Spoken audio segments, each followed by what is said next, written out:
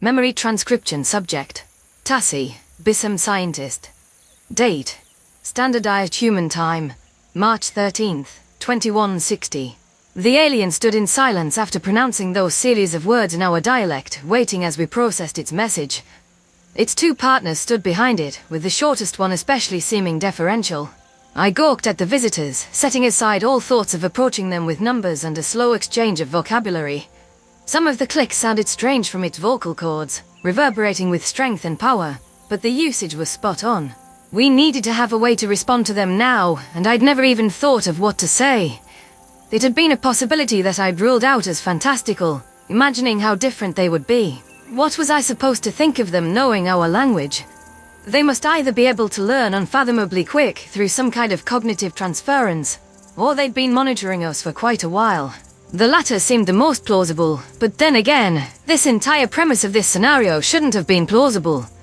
If they had been present, observing us like our scientists would track a school of fish, that coupled with their words meant they didn't bear us any ill will. It was possible they'd been here for a much longer duration, watching our entire societal history play out. These were advanced lifeforms after all, with capabilities that allowed them to travel light years through space. Perhaps they were progenitors of life in this star system. For all we knew, these were our very creators. I thought about their entity's name, the Sapient Coalition. It sounded like an alliance of numerous species, and it didn't follow that they'd evolved on the same world. Wait, were they inviting us to join a galactic community? We have to be on our best behavior. Naltor needs to call off his guns and play nice. We're directly communicating with multiple worlds. Welcome to Ivrana, I managed, a stupefied croak that barely escaped my beak. We're honored to have you here. May I ask how you know our language? Several barks escaped the tall, slender figure's chest. We got your messages and observed your world for several years to assess the best way to approach contact. Don't worry, we're familiar with your culture, so you won't cause us any offense. Might I say, Journey Beneath the Ice is a great movie. General Naltor blinked in confusion. You watched Journey Beneath the Ice? Guilty pleasure. I can sense the nasty looks from my colleagues, but we humans, we like to keep it light. Forgive me. To answer your question, we do have language model-driven translator technology, which decoded your 4 primary languages. However, to avoid any misunderstandings, mistranslations and clunky machines, our team learned to speak Vrit fluently. It took 10 years. It's really hard to teach those damn machines idioms and wordplay. As I'm sure you, a species that had the internet for decades, can imagine. They are nothing like I imagined they would be. How? I need to sit down. We can imagine. I managed, trying not to swoon. You spent 10 years of your life learning our language just to speak to us with minimal confusion. We're honored. We're honored to be here. This is the Coalition's first time initiating a first contact scenario, so forgive us if we're not the smoothest at it. The puffy-backed creature spoke in a lighter voice. I think we should introduce ourselves and our respective species, Dustin. The tall creature paused, thinking for several seconds. Yes, I think we should. I'm Dustin Curtis, and I'm a xenobiologist. Discovering life forms from across the galaxy has been my calling. I confess, I'm itching to get a look at your wildlife up close once we become friends. As you might have cued in on, I'm a human from the planet Earth. I'm Nulia. I have a doctorate in sociology, so let's say I'm the one who's analysed your national relations. I'm a Gajid, technically from the cradle, but I've lived on Skalga since I was a small child. The mid-sized one chimed in. The shortest alien hesitated, before piping up tentatively. I'm Haliska. I'm here because my species is the only semi-aquatic race in the Sapient Coalition, so we share your love for water. For what it's worth, the humans, despite being land mammals through and through, adore the ocean too. My species is the Thafki, and we live on the commune. Our homeworld was destroyed long ago. Your homeworld was destroyed! My gasp of horror escaped a moment later as I tried to imagine Ivrana just being gone. The way Haliska said it so calmly was concerning. I didn't know what this commune was either. Forgive me if I'm being insensitive, but what happened? Did someone attack your planet? General Neltor asked, disregarding all notions of tact. Haliska's tail twitched with sadness. If I told you what happened without context, it would alarm you. Let me clarify that the species that did that to my homeworld has been isolated from the rest of the galaxy and are monitored by the SC. I'm afraid my planet was bombed, and our old allies did nothing to help us. Humans rescued some of our, hostages and have helped us build an official commune as something to call our own. It's a long story, and I don't want to sour first contact. You're not souring anything. We appreciate your honesty, and I'm sorry that's happened to the Thafki. I jumped in hastily, feeling a mix of shock and sympathy at this appalling story. I am worried by much of this history you've described. Neltor's eyes narrowed with suspicion. I'm glad that my scientific friend shares my concerns. I also noted it was mentioned that you've never initiated a first contact, despite the fact you all know each other. Am I correct in assuming you had some major conflict? You can say that again. Dustin muttered. The SC is a newer organization. I'm afraid the galaxy's recent history is troubled. But I assure you that we've come here in the hopes of starting something better. It's of the utmost importance to us that we help you, yet minimize our impact on your culture. We wanted to come to you with honesty, while also not overwhelming you or stunting your individuality. It was interesting to hear the human address Neltor's colonization fears by expressing that they wanted to avoid an Elmin situation. The Selma general folded his flippers in front of his thick blubber, scrutinizing the aliens with caution. He hesitated before signaling for the military assets to stand down. I noticed the visitor's posture relax. From what they'd just described about there being a major conflict in the stars, I imagined they would recognize any type of weapon. It wasn't unlikely that they knew about our own history, and had studied our military from above as well. Part of me was disappointed that these species were plagued by the same strife up in the stars that we were down here. What was the cause of this major conflict? One so horrible that entire worlds were destroyed. What brought the war to an end? And what happens if this quarantine species gets past the Sapient Coalition? The positives were that these beings were interested in communicating with us, and had expressed multiple times that they didn't mean us any harm. While I could tell that General Neltor wanted to press them on this war issue and gather the entirety of the details, I wanted to learn more about why they decided to contact Last Min before any other nation. There was evidence this wasn't by chance. The aliens had found our probe, and Nulia indicated they knew our factional tendencies. There was a great deal they could teach Bissems, even if their minds were less beyond us than I envisioned. But we'd have to find a way to juggle competing interests on Ivrana first. The last thing we needed was to be at each other's throats. It wouldn't take much for the Selma, Vitrala, and Saya nations to turn on their counterparts. With literal visitors from another world, some naive voice in my brain prayed to hers that we would see the folly in our squabbles. However, if that meant that we'd just unify our guns against other planets, as it seemed had happened among these aliens, I wasn't sure that was any different. I hoped we could find a way to make the Sapient Coalition into friends of Bissems from all subspecies, and to make them not regret opening up the galactic community. There were thousands of questions about much lighter topics at the tip of my tongue. How many aliens were out there? What were their cultural and anatomical quirks? Their greatest achievements and homeworld marvels?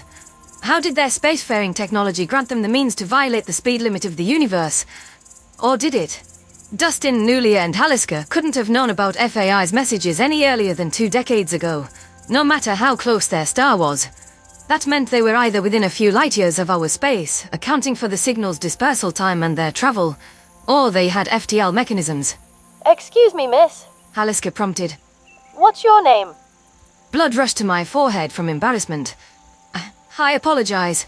I got lost in my thoughts. There's so many things I could ask you.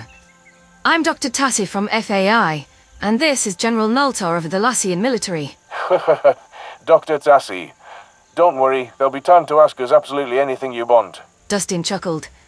I'd like to thank your military friend for not shooting us. Nulia sighed in exasperation.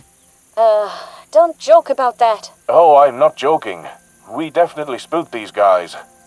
I think we still have. I thought it'd be a simple invitation if they wanted to meet with us.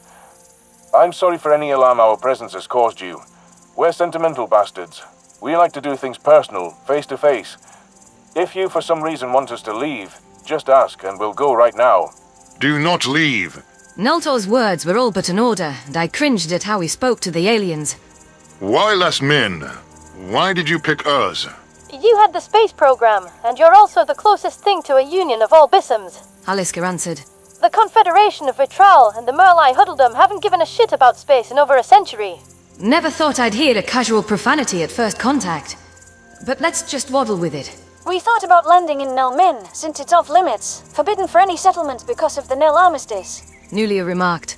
That would be neutral ground, but it's also a sore spot to start our relations. We wouldn't want to risk you fighting about whether to return at all.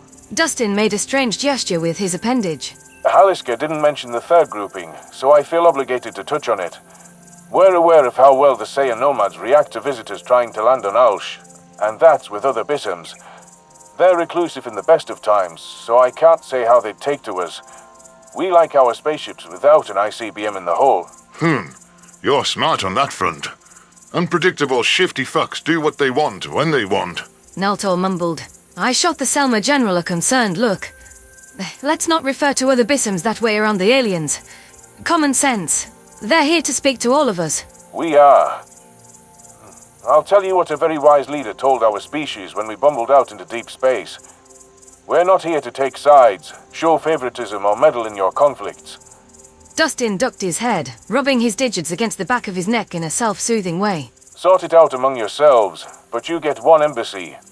Ivrana is one entity to us, because we don't have the diplomatic bandwidth for anything more. Las Min has been seeking Bissem unity for years, but we can't control the others. Naltor spat. I don't think we need to decide on any hierarchies right now, I interceded hastily, not wanting to have the aliens believe we couldn't get along. It had been kind of Dustin not to judge us for warring amongst ourselves, but it seemed his kind had moved past that at first contact. We needed to as well. Question on the spacesuits, if you don't mind. Is our environment not breathable for you? Or is it to prevent microorganism contamination? Dustin and Haliska seemed to share a glance beneath their helmets, while Nulia tried to give the appearance of being distracted. My innocuous question to pivot away from the topic of Bissem acrimony seemed to have touched a nerve. It was possible the aliens looked drastically different from us, and were concealing their anatomy to avoid frightening us. They could have 6 eyes, no skin, or something altogether horrifying. They also might not want to tip off their vulnerabilities if it had to do with a toxin in our world's atmosphere. It was as if the human was a bit nervous. What is he frightened of? That will weaponize whatever we learn about his species. If it was just microorganisms, he'd say it. Microbes can't jump between alien species. Biology varies too much from world to world. Nulia answered. It'd pose no risk to you. The proof is the hundreds of years we've been in contact with each other, though we ran simulations just to be certain. Paliska thumped her tail on the ground. Your atmosphere is breathable to us as well. We are all dependent on oxygen. If we landed in Merlai Huddledom territory on the poles, that would pose an environmental hazard. None of us are suited to that kind of cold. But other than that, no standard environment on Ivrana should be dangerous to us. Dustin stiffened, digit curling with reluctance. It feels early to take off the suits, before you've truly gotten to know us. We're asking because we truly wish to get to know you, I prompted. You said yourself that your kind likes relations personal, face to face, yet you've obscured your features. It's complicated. I think that Haliska and Nulia should start. Nulia hesitated before popping off her helmet and sliding out of the suit. Thick brown fur enveloped her features, along with some sort of spikes attached to her spine. The claws were both slender and lengthy, presenting an additional natural threat. It didn't seem that she could sprint well, given how stout her legs were. There was nothing especially alien about her, with the same quantity and layout of features as standard life in our homeworld. Her brown irises were warm as they stared back at us, reflecting sunlight with cool warmth. Haliska risked a glance at the enraptured soldiers, many of who were as absorbed in this pivotal moment as I was. She shimmied out of her own suit, standing well below the Gajid. The Thafki had a bluish-grey coloration, twitching whiskers atop cream patches on her chin, and webbed feet not too dissimilar to our own. That matched with the story of her semi-aquatic origins. The lithe form of her body and tapered shape of her tail were perfect for swimming. Overall, these two creatures were agreeable to the eyes, which meant the problem must be with Dustin. What was the human concerned about? Well, shit. Here goes. The final masked alien muttered. Dustin's hands drifted up to his helmet, and Naltor scrutinized him as he slowly removed the helmet. The creature's rosy lips wobbled with nerves as he trained 2 eyes directly at me. This species had a narrower scope of vision, best suited to depth perception. I did note how large the unpigmented portion of his sclera was. Curious. His other features were even more peculiar, with a massive triangular nose that jutted out of the center of his face. His ears were circular, with cartilage folded in swirling patterns that I'd never seen before. There was no fur on his face, or seemingly further down his neck, but tangled brown hair sprouted atop his head. He looks the most alien, but not especially frightening. His skin looks soft and delicate. It didn't escape my notice how Haliska and Nulia seemed relieved when none of us reacted poorly to Dustin. The human's eyes fluttered, warming as he saw he wasn't being rebuffed. Granted, most of my wild assumptions about these aliens had been wrong so far, since this hadn't been anything like my imagined first contact scenarios. However, I couldn't shake the feeling that someone had judged his species for something. This trepidation about merely showing his face wasn't natural. "It's nice to meet all of you," I offered in the most gracious voice I could muster. "Naltor, what would you say to extending these aliens a proper welcome?" General Naltor's beak parted with alarm. I would say, if we organize the necessary preparations, and then transport these aliens somewhere we can host festivities, there's no way to stop it from getting out to the public. We wanted you to have the opportunity to announce the news yourselves, but if I may, they're going to find out eventually. Dustin commented. Forgive my forwardness, but we're not going to play a part in hiding anything from the masses. It goes against our founding principles. Haliska lashed her tail. There's nothing to fear. People adjust more quickly than you might think to their new reality. You'd be amazed what they can adjust to. And believe me, I would know. I agree that we should be transparent with the public, sir. I raised my flippers for emphasis, hoping to show the sincerity in my words. This is something all Bissems have the right to know. I understand you wanted to protect the people at first, but I don't believe our visitors are a threat. I suppose live streaming it on the internet would make the dumb fucks in the other nations less inclined to do anything stupid. Naltor grumbled. What's that look for, Tassi? Ah, right. I shouldn't have said dumb fucks. I meant the nice people in other nations. The human flashed his teeth briefly, earning a lingering glance from me. They weren't impressive dental structures, but it was an odd expression to display at this time. I was keen on learning the aliens' nonverbals. While it was helpful that they'd learned our own to avoid any misunderstandings, what appeared to be a threat displayed by our zoological standards was an example of why we needed to learn theirs. Dustin covered his mouth with a sheepish expression, noticing that Naltor had returned to an alert posture. I apologize. My species has the odd habit of curving our lips upward when we're amused or happy. It's a sign of submissiveness and goodwill, believe it or not. It's instinctual, so despite how other species admonish us, it's difficult to control. I can put the helmet back on if it makes you uncomfortable. The xenobiologist said. I raised a flipper to reassure him. Nonsense. You're an alien. Of course you evolved with different expressions than us. Now that we know what it means, I'm sure Naltor won't take it as a challenge. The general scoffed. I was not going to contest the alien's strength, even if he was provoking me. I just wasn't going to let myself seem intimidated. Why don't we bring these aliens onto a transport, make an announcement to the public, and set up a feast replete with the finest delicacies? A feast? Haliska whispered with a tone that seemed fearful. We should stay that offer. We don't know the aliens' customs around mealtime, or whether they'd be able to eat our food. It is a bit presumptive, Naltor, I said hastily, wanting to cover whatever faux pas we'd committed against the Thafki. Perhaps they don't like excess or wasting food, or they're private. Maybe they only share food with close friends. Or maybe they don't eat at all. Dustin shot the bluish-grey alien a smouldering glare. We know how central fishing is to Bissem culture, and how hospitable it is for them to extend an invitation to a feast, don't we? Yes, of course we do. Haliska whimpered. It's no different from the humans. Nulia assured the Thafki quietly. We accept this now, ever since the deconversions. You know that I'm uncured. Uncured? Deconversions? What the fuck are they talking about? I feel there's something I should know about here. General Naltor eyed the visitors with concern, thinking the same thing by my assessment. I didn't mean to cause any offense. I was trying to celebrate your arrival. The human bobbed his head from side to side. No, you didn't cause us any offense. Your invitation was quite kind, and we'll accept it if you're still willing to extend it. There's some complicated matters that we'll explain to you in due time, but I'd prefer not to get into our full baggage today. What I will say is that none of our allied species subsist solely on meat, so I must ask if it's possible for you to accommodate us with some vegetable fare. I know your bodies aren't adapted for eating it, but... Of course, we should have asked about that. It's hard to think of food as not fish, I responded. There's something much deeper going on here, but I haven't figured out what.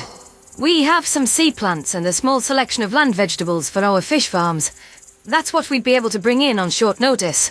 It's not a massive selection, but we should have no problem accommodating your needs. Great! Thanks. A queasy-looking Haliska replied. Hesitation flickered in Naltor's eyes, debating whether to press the aliens. I'll make the necessary arrangements. The FAI Convention Center should be perfect. I'm sure the rest of Tassi's fellow scientists will be delighted to chip in. Work shifts be damned.